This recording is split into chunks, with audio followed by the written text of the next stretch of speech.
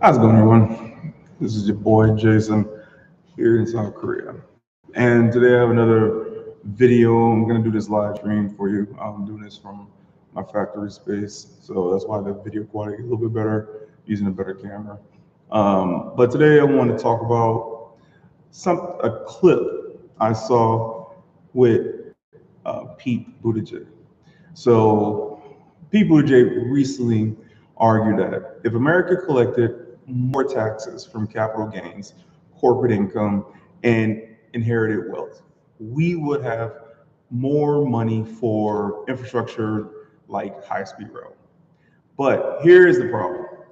America does not simply have a funding problem. America has a delivery problem.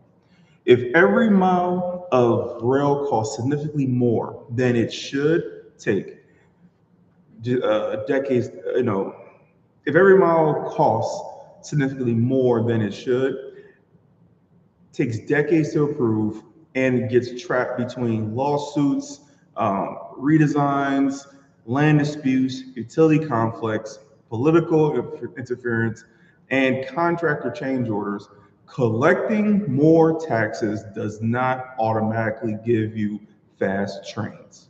It can just give the government more money to waste slowly. Now, let me make something clear before people turn this into another Republican versus Democrat argument. I am a registered independent. I first registered as an independent when I was 18, and I recently re-registered that way again in New Orleans. I am no political loyal. I have no political loyalty. I vote based on what is best for me and my family. My criticism is not that Pete Buttigieg is a Democrat. My criticism is that politicians from both parties frequently give Americans simple revenue answers to complicated government capacity problems.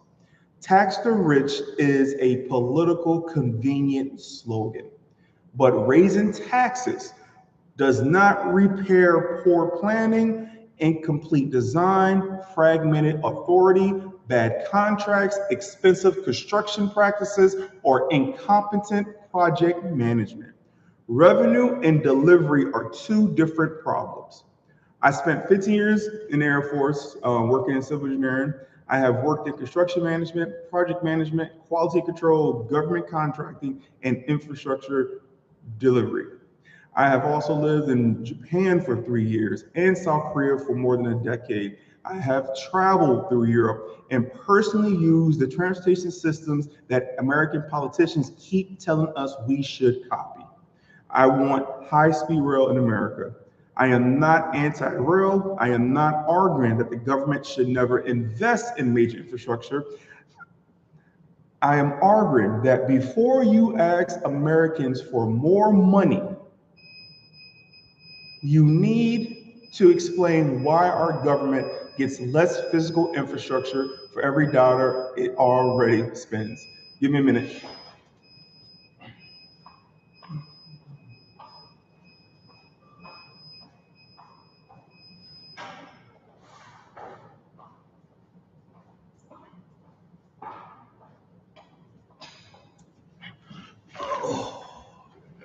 All right, I'm back. So, Pete Buttigieg is presenting a revenue solution to what is largely a delivery problem. America does not merely need more money for high-speed rail. America needs a government capable of turning money into rail at a reasonable cost. The United States is already among the most expensive countries in the world for constructing urban rail. The exact difference depends on the project. So I'm not going to pretend every American rail project costs the same. At grade line in one city cannot be directly compared with a subway running through dense neighborhoods in another city. However, the broader pattern is clear. American rail projects frequently cost substantially more and take longer than comparable projects in countries such as South Korea, Italy, Spain, Sweden, and Turkey. New York provides some of the most extreme examples. Certain projects there cost many times more per kilometer than comparable construction in cities such as Seoul. Why? It's not because American engineers forgot how trains work. The problem includes fragmented management, excessive dependence on consultants, customized station designs, and complete planning, utility conflicts, expensive contracting practices, political interference, lengthy approvals, scope changes, and poor coordination among government agencies. If your delivery system changes, you if your delivery system changes, you several if your delivery system charges you several times the international rate, giving that system more money without reforming it does not solve the underlying problem. If I give an irresponsible contractor twice the budget, I have not made him more competent. I have merely increased the amount of money he can mismanage. When every mile costs too much, spend more is not an infrastructure strategy. The first question should be, why are we buying 1 mile when another developed country can buy several miles for the same money? The next issue is zoning and land use. Most zoning decisions are made at the local and state levels, not by private companies and not primarily by the federal government. Excuse me. For decades, American communities encouraged low density development, separated homes from businesses, restricted multifamily housing, and require enormous amount of parking. That is why you see stores surrounded by parking lot deserts. In some communities, the parking area is larger than the building. It serves because local rules require developers to provide a certain number of parking spaces.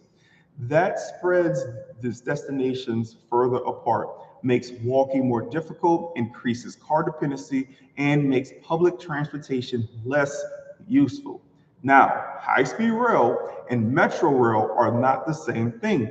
Metro systems move people within a city. High-speed rail connects different metropolitan regions. However, they depend on each other.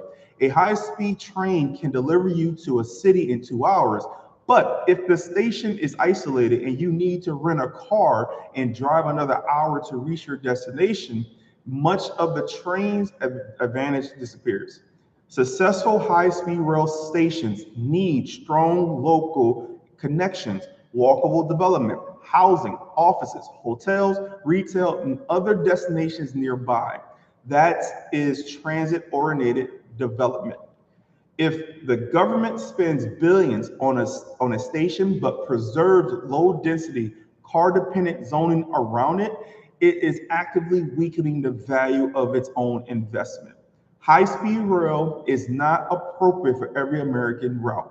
The best question is the destination too far to drive comfortably, but too short for flying to provide a major door-to-door time advantage? High-speed rail is generally strongest on trips of roughly 90 to 500 miles, depending on the route, speed, and station locations. For longer trips, aviation usually wins. For every short trips, driving or conventional regional rail may make more sense, but on the right corridor. A 3-hour train can compete with a 1-hour flight. Why? Because the 1-hour flight is not really a 1-hour trip. You must travel to the airport, arrive early, check in, clear security, wait to board, taxi to the runway, exit aircraft, retrieve your luggage, and travel from the destination airport into the city. A central located train can eliminate much of that extra time. That is why corridors such as Boston to New York to Washington, Los Angeles to San Francisco, Dallas to Houston, Chicago to Detroit, and Atlanta to Charlotte deserve serious evaluation. The answer is not building one enormous national line connecting every small town. The answer is identifying strong regional corridors and building systems that can eventually connect. The United States already has an enormous network. If Americans do want to drive, they can often fly at a reasonable price because airports, airlines, aircraft, workforce, and supporting infrastructure already exists. That creates a higher competitive barrier for rail. This does not mean rail cannot compete. It means rail service must provide a meaningful advantage in travel time, reliability, comfort, station access, or price. Transportation policy is not about selecting the mode that looks the most futuristic. It is about selecting the mode that creates the greatest benefit relative to its local cost, so its total cost. So China demonstrates what happens when a country treats high-speed rail as a coordinated national development strategy. China built dedicated high-speed passenger lines between major population centers, standardized much of its construction, developed domestic supply chains, and built at a massive scale. On many Chinese routes between approximately 150 to 800 kilometers, high-speed rail is more competitive than flying. Air travel remains dominant over longer distances. China still has an enormous domestic aviation industry. High-speed rail did not eliminate flying. What it did was capture a large portion of short and medium distance travel market. China's high-speed network primarily moves passengers, not freight. However, moving passenger trains onto dedicated high-speed tracks can free capacity on conventional railway for additional freight service. That is an important economic benefit. China also has the population density, large city pairs, and a national planning authority to build corridors at a scale that is difficult to reproduce in the United States. We should study what China did effectively without pretending that every part of its political or economic system should be copied. China did not build the world's largest high-speed rail network because it discovered a magical tax rate. It built a national construction system capable of converting planning, land, labor, capital, and standardized designs into thousands of miles of operating track. California demonstrates what happens when ambition moves faster than project readiness. The original system was presented to voters in 2008 with an estimated cost of approximately $33 billion and a project 2020 opening between Los Angeles and San Francisco. The cost estimates have since climbed well beyond $100 billion, and the complete system is still not operating. Some people reduce the entire failure to environmental lawsuits. That is incomplete. Environmental review and litigation contributed to risk and delay, but California also faced incomplete designs, late land acquisitions, utility relocation conflicts, uncertain funding, redesigns, scope changes, fragmented oversight, contracted claims, and expensive change order. This is basic construction management. If the government awards a major construction contract before securing the land, coordinating with utilities, completing enough of the design, and resolving third-party requirements, the contractor will eventually encounter conditions preventing the work from proceeding. When the owner, the government, causes delay, the contractors may be entitled to compensation. The contractor still has project staff, equipment, subcontractors, overhead, insurance, and other costs. The government may therefore pay contractors to wait while the government resolves problems that should have been addressed before construction. Then inflation increases the cost of labor and materials. Then redesigns create additional engineering costs. Then the schedule extends again. This is how a $33 billion political promise becomes a project costing well above $100 billion. It is not one lawsuit. It is an entire delivery system failing to control risk before construction. California did not prove that America lacks enough tax revenue to build high-speed rail. California proved that the beginning construction before the project is ready can turn every unresolved problem into an expensive change order. If America seriously wants high-speed rail, here's what must happen. First, select corridors based on actual demand, travel time, population, economic activity, and alternatives, not political promises to connect everybody. Second, establish repeatable national technical standards. Every station does not need to become a custom designed monument. Standardized platforms, electric systems, safety requirements, transits, bridges, and other components wherever practical. Third, rebuild technical capacity inside the government. Agencies need engineers, estimators, schedulers, acquisition professionals, system engineers, construction managers, and project controls personnel who can challenge consultants and contractors. You cannot outsource your entire brain and then act surprised when the consultants control the project. Fourth, complete more pre-construction work before issuing major construction contracts. Acquire the land, map and coordinate the utilities, advance the design, complete the environmental review, identify third-party conflicts, develop credible cost and schedule estimates, then determine which risk belongs to the government and which risk can reasonably be transferred to the contractor. Fifth, reform zoning around stations. Permit apartments, offices, hotels, retail, and mixed-use development within walking distance. Reduce unnecessary parking mandates and connect stations to local transit. Six, create dependable multi-year funding. Major projects become more expensive when funding stops and starts according to election cycles. Seven, streamline reviews and legal challenges while maintaining legitimate environmental protections. That means coordinate reviews, define deadlines, early public participation, and resolving major disputes before construction, not pretending environmental concerns do not matter. Finally, establish accountability. Track cost per mile, schedule performance, change orders, consultant spending, design maturity, land acquisitions, utility relocations, and contractor performance. If a project repeatedly misses its benchmarks, leadership should face consequences. I support high-speed rail where the numbers and corridor demand justifies it. I also believe wealthy individuals and corporations should pay what the law reasonably requires. But those are separate questions.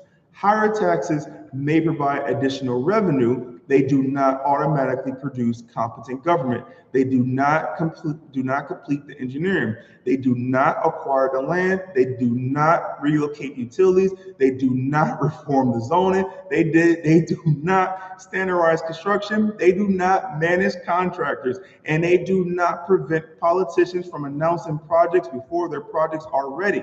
So when a politician tells you, if we tax the people more, you can finally have high-speed rail, scrutinize that statement. Ask what reforms will ensure that the government can convert those taxes into an affordable, functioning transportation system. Because America is not lacking money, engineering talent, or viable corridors. America is lacking disciplined project delivery. You cannot tax your way out of incompetence. Before the government asks Americans for more money, it must prove that it can turn the money it already receives into infrastructure at a reasonable cost. Otherwise, we are not funding high-speed rail. We are funding high-speed failure. Thank you for watching. Talk to you later.